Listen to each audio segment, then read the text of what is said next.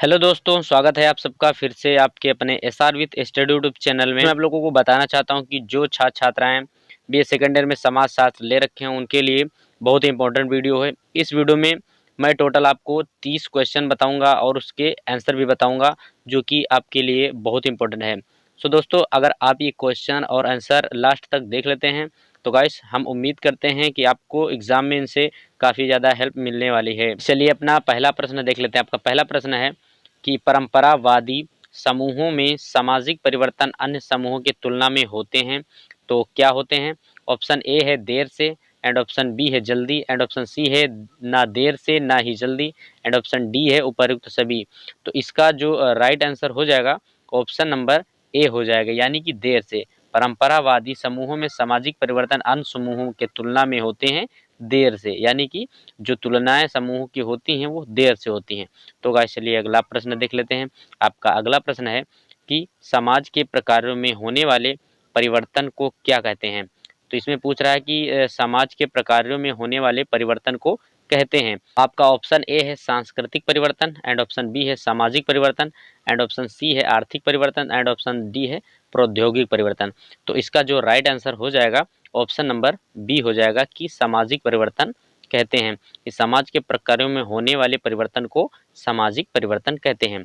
तो चलिए अगला प्रश्न देख लेते हैं। आपका अगला प्रश्न है कि निम्नांकित में से कौन सामाजिक परिवर्तन नहीं चाहता है।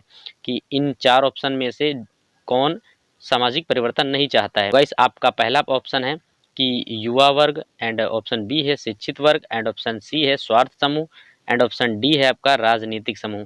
तो इसका जो राइट आंसर हो जाएगा कि स्वार्थ समूह जो है वह सामाजिक परिवर्तन नहीं चाहता है। तो गाइस चलिए अगला प्रश्न देख लेते हैं कि भारत में नियोजित सामाजिक परिवर्तन का लक्ष्य क्या है। तो आपका ऑप्शन ए है स्वतंत्रता, एंड ऑप्शन बी है समानता एवं संदुब्ध, एंड ऑप्शन सी है न्याय, एंड ऑप्शन डी है उपर्युक्त सभी। तो इसका जो राइट आंसर हो जाएगा ऑप्शन नंबर ए हो जाएगा, यानी कि स्वतंत्रता। भारत में नियोजित सामाजिक परिवर्तन का लक्ष्य जो है वह है स्वतंत्रता। तो गाइस चलिए अगला प्रश्न देख लेते हैं। आपका अगला प्रश्न है निम्नांकित में से सामाजिक नियंत्रण का औपचारिक साधन कौन सा है। तो आपका ऑप्शन ए है राज्य, एंड ऑप्शन बी है सरकार, एंड ऑप्शन सी है कानून, एंड ऑप्शन डी है उपर्युक्त सभी। तो इसका जो राइट आंसर हो जाएगा कि निम्नांकित में से सामाजिक नियंत्रण का औपचारिक साधन कौन सा है।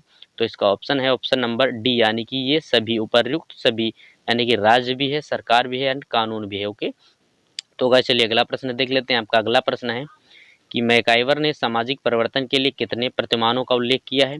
कि मैकाइवर ने सामाजिक परिवर्तन के लिए कितने प्रतिमानों का उल्लेख किया है। तो इसका जो राइट आंसर हो जाएगा ऑप्शन नंबर बी, यानी कि 3 प्रतिमानों का उल्लेख किया है।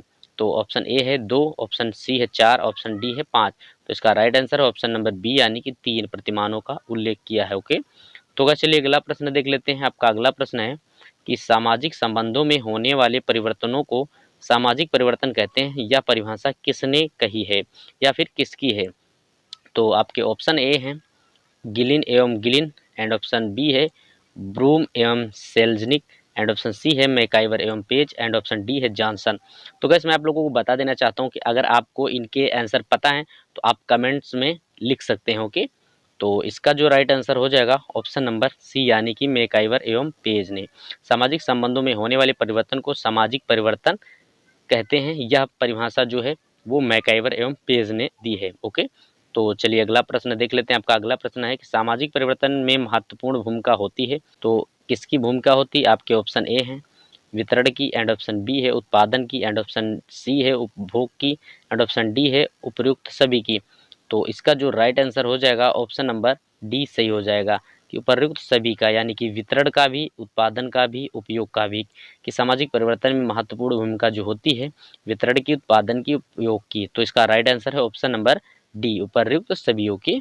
तो चलिए अगला प्रश्न देख लेते हैं। आपका अगला प्रश्न है कि काम्टे ने बौद्धिक एवं सामाजिक परिवर्तन के कितने स्तर बताए हैं।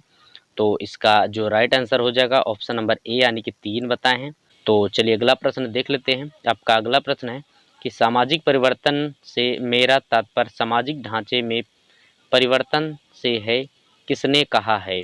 तो आपका ऑप्शन ए है बोडोमोर ने, एंड ऑप्शन बी है जैनसन ने, एंड ऑप्शन सी है रेमंड एरन ने, एंड ऑप्शन डी है किंग्सले डेविस ने।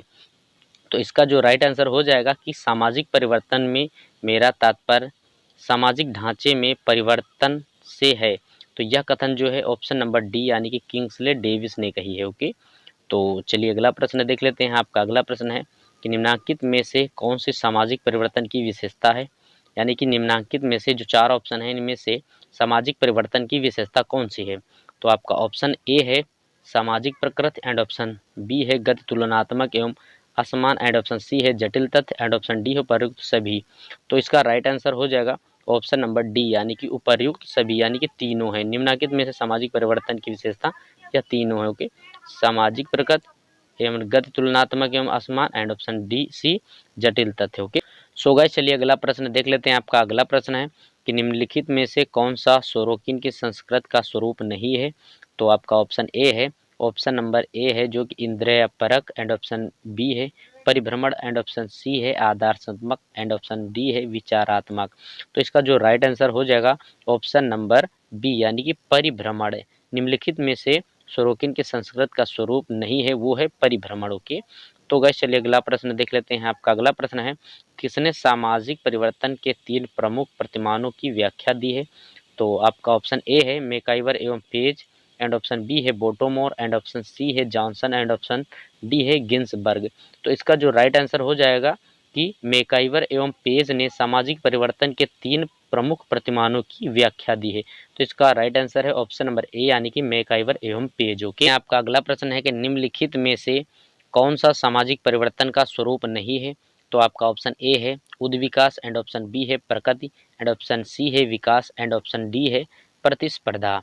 तो इसका राइट आंसर हो जाएगा कि सामाजिक परिवर्तन का स्वरूप जो नहीं है वो है ऑप्शन नंबर डी यानी कि प्रतिस्पर्धा। इसका राइट आंसर है ऑप्शन नंबर डी प्रतिस्पर्धा। ओके, तो गाइस चलिए अगला प्रश्न देख लेते हैं। आपका अगला प्रश्न है कि सामाजिक परिवर्तन की दर तीव्रतर होती है। तो आपका ऑप्शन ए है बृहत्तर नगरों में, एंड ऑप्शन बी है ग्रामीण समाजों में, एंड ऑप्शन सी है जनजातियों में, एंड ऑप्शन डी है छोटे समुदायों में। तो इसका राइट आंसर हो जाएगा ऑप्शन नंबर बी यानी कि ग्रामीण समाजों में सामाजिक परिवर्तन की दर तीव्रतर होती है। ओके, तो गाइस चलिए अगला प्रश्न देख लेते हैं। आपका अगला प्रश्न है कि सामाजिक परिवर्तन में समाहित है। तो क्या समाहित है। ऑप्शन नंबर ए सामाजिक संरचना में परिवर्तन, एंड ऑप्शन बी सामाजिक व्यवस्था में परिवर्तन, एंड ऑप्शन सी सामाजिक प्रकारों में परिवर्तन। तो गाइस इसका राइट आंसर है ऑप्शन नंबर डी यानी कि उपर्युक्त सभी में परिवर्तन, सामाजिक संरचना में परिवर्तन, एंड सामाजिक व्यवस्था में परिवर्तन, एंड सामाजिक प्रकारों में परिवर्तन। तो इसका राइट आंसर है ऑप्शन नंबर डी यानी कि उपर्युक्त सभी सामाजिक परिवर्तन में समाहित है। तो गाइस चलिए अगला प्रश्न देख लेते हैं। आपका अगला प्रश्न है और वीडियो का लास्ट प्रश्न है कि संस्कृति में कौन कौन से पक्ष होते हैं। तो आपका ऑप्शन ए है भौतिकवादी संस्कृति, एंड ऑप्शन बी है भौतिकवादी एवं अभौतिकवादी संस्कृति, एंड ऑप्शन सी है कि अभौतिकवादी संस्कृति। तो आपका ऑप्शन डी है भौतिकवादी अभौतिकवादी एवं सामाजिक संस्कृति। तो इसका राइट आंसर है कि संस्कृति में कौन कौन से पक्ष होते हैं। तो इसका राइट आंसर जो है ऑप्शन नंबर बी यानी कि भौतिकवादी एवं अभौतिकवादी संस्कृति। ओके, और अगर आप और भी सब्जेक्ट के वीडियो देखना चाहते हैं तो हमें कमेंट करें, और हम ऐसे ही बीए से रिलेटेड इस चैनल पर वीडियो डेली अपलोड करते रहते हैं। और आप चैनल को सब्सक्राइब कर लें क्योंकि आपको वीडियो मिस ना हो और आपके पास नोटिफिकेशन सबसे पहले पहुंचे। तो गाइस मिलते हैं नेक्स्ट वीडियो में, तब तक के लिए बाय, टेक केयर।